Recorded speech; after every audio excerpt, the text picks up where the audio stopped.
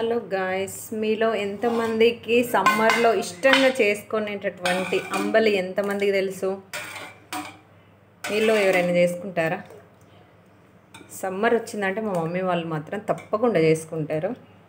ఇది బాడీకి చలువ అని చెప్పేసి రెగ్యులర్గా చేస్తారు మా మమ్మీ వాళ్ళు సమ్మర్లో. చాలా టేస్టీగా ఉంటుంది. సమ్మర్లో మన డిహైడ్రేట్ అవ్వకుండా ఇది ఒక బెస్ట్ రెమెడీ అని చెప్పుకోవచ్చు.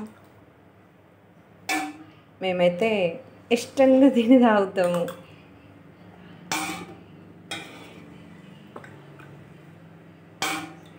చాలా టేస్టీగా ఉంటుంది.